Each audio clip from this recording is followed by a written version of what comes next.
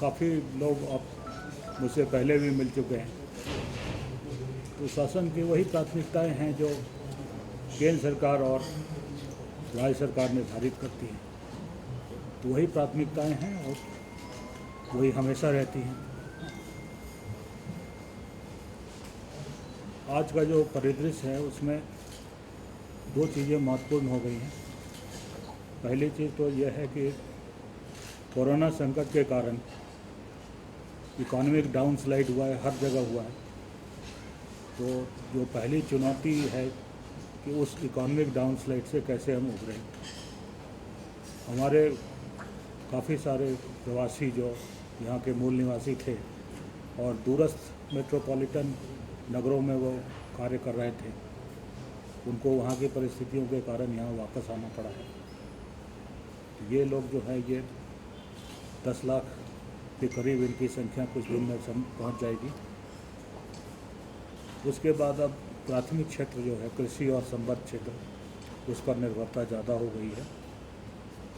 तो जैसा माननीय प्रधानमंत्री जी ने कहा है आत्मनिर्भर भारत, तो आत्मनिर्भर भारत बनाने के लिए हमें जितने भी लाभार्थी उन्मुख कार्य हैं, जो किसी को निजी क्षेत्र में या शासकीय क्षेत्र में से आयोजित करने का कार्य है, तो इन पर काफ़ी तीव्रता लानी होगी। दूसरा, जो कोरोना संकट के चलते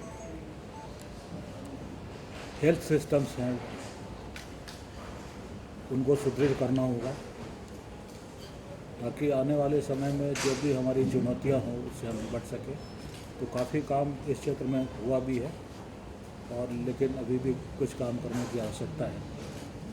उम्मीद सब जगह की जा रही है कि नए वैक्सीन आने के बाद स्थिति सामान्य होगी, लेकिन इसमें 3-4 महीने का समय लग सकता है और तब तक जो हेल्थ सिस्टम्स हैं उसको बेहतर बनाना पड़ेगा। इसका एक फ़ायदा ज़रूर होगा कि हेल्थ सिस्टम बेहतर बनाने से हमें दूरगामी लाभ प्राप्त होंगे।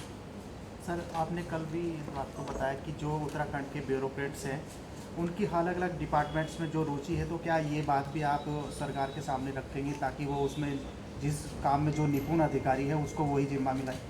हमेशा उच्च स्तरों पर इस पर बातचीत होती है और कुछ अभिरुचि तो लोगों में पहले से होती है, उनके शिक्षा के आधार पर शिक्षा दीक्षा जो हुई है, जो उनका प्रशिक्षण हुआ है, और कुछ जो नए परिवेश में नए परिदृश्य में वो कार्य करते हैं उसमें वो नई अभिरुचि विकसित कर लेते हैं।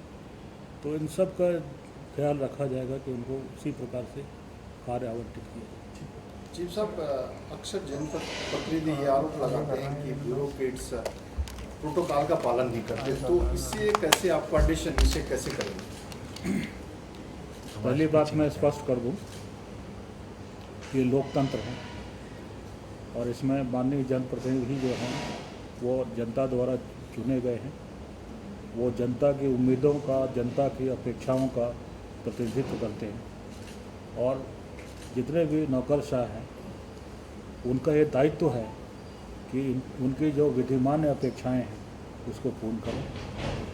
और डेमोक्रेसी में डिस्कशन तो होता ही है, डिसेंट भी है और डिस्कशन भी हो। ये ज़रूरी नहीं है कि मतों में अंतर नहीं हो, लेकिन जब दिक्कत तब होती है जब संवादहीनता होती है। तो संवादहीनता नहीं होनी चाहिए, हमेशा एक सौहार्द का वातावरण होना चाहिए।